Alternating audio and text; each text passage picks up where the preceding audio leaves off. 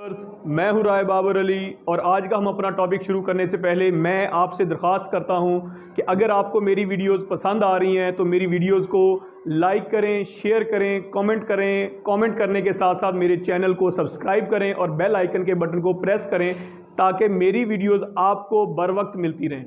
आइए आज हम अपने टॉपिक की तरफ चलते हैं जो कि है सेंटेंस। सेंटेंस क्या होता है? सेंटेंस को उर्दू ज़ुबान में हम जुमला कहते हैं। इसकी सबसे पहले तारीफ देखते हैं।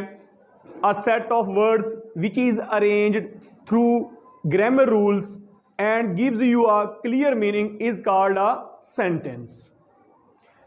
ये अल्फाज का एक सेट होता है, एक मजमुआ होता है, एक ग्रुप होता है, एक कम्बिनेशन होता है जिसको ग्रामर रूल्स के साथ, ग्रामर रूल्स की जगह पे आप लफ्ज़ स्ट्रक्चर भी यूज़ कर सकते हैं, स्ट्रक्चर की जगह पे आप सिस्टम का लफ्ज़ भी यूज़ कर सकते हैं, के साथ वो ये जुड़े होते हैं और आपको क्लियर मीनिंग दे रहे होते हैं। उस अल्फाज के मजमूए को हम जुमला कहते हैं, यानी कि सेंटेंस कहते हैं।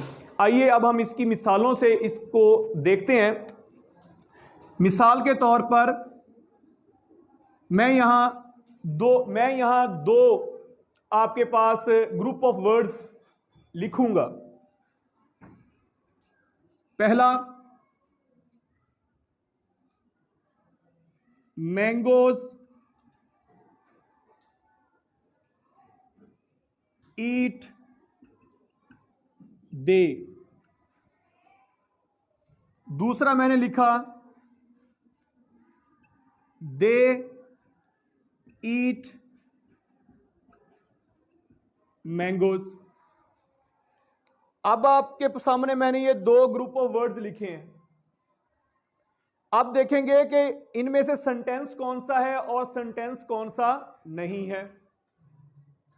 जाहिर है ऊपर वाली तारीफ के मुताबिक इन दोनों में से जो पूरा उतरेगा वो सेंटेंस बन जाएगा, जो पूरा नहीं उतरेगा वो सेंटेंस नहीं कहलाएगा। अब पहली मिसाल पे देखते हैं, मैंगोज ईट दे। जैसे आप इसको पढ़ते हैं तो आपको जो आपका मीनिंग है वो क्लियर नहीं हो रहा, उसमें डाउट आ रहा है। आपका जो आइडिया है, जो आपका थॉट है, जो आपका सेंस है, जो आपकी सेंस है वो क्लियर नहीं हो रही। जैसे आप नीचे वाले को देखें, दे ईट मैंगोज। जैसे आपने इनको पढ़ा एक बार तो फौरन आपको मतलब समझ में आ गया। यहां पे मतलब समझने में थोड़ा सा दिक्कत हो रही है, लेकिन यहां पे आपको फौरन मतलब समझ आ गया। क्यों? यहां पे क्यों समझ में आया? क्योंकि ये जो ग्रुप ऑफ वर्ड्स है ये इस के मुताबिक, यानी कि ग्रामर रूल्स के मुताबिक ये जो ग्रुप ऑफ वर्ड्स है ये अरेंज्ड है। इसमें जो अल्फाज हैं वो ग्रामर रूल्स के मुताबिक ही तरतीब दिए गए हैं।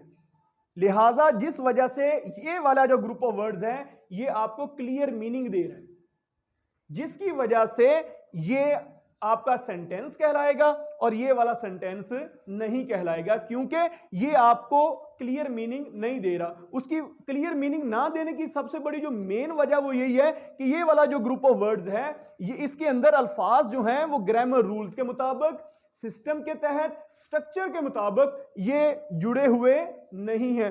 अब किसी सेंटेंस को कंपोज करने के लिए जो मेन स्ट्रक्चर है उसको जरा देख लेते हैं। जैसा कि ये जो दे है आप जानते हैं कि ये सब्जेक्ट है, ईट जो है ये आपका वर्ब है और जो मैंगोज हैं ये आपका ऑब्जेक्ट है।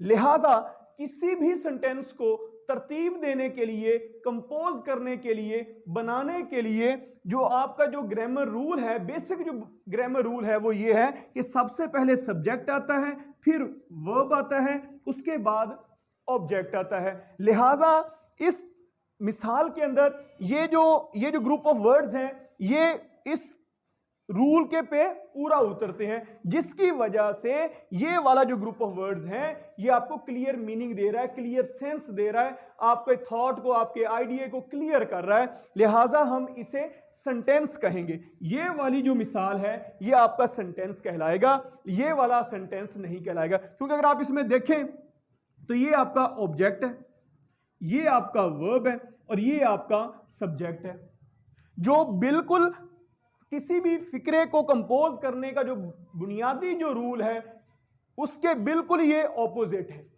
लिहाजा ये वाला जो ग्रुप ऑफ वर्ड्स है ये आपका सेंटेंस नहीं कहलाएगा। तो यहां से हमें क्या पता चला, तारीफ पे जो पूरा उतरा इन दोनों मिसालों में से वो दूसरी मिसाल है, लिहाजा हम इसे सेंटेंस कहेंगे क्योंकि ये आपको क्लियर मीनिंग दे रहा है।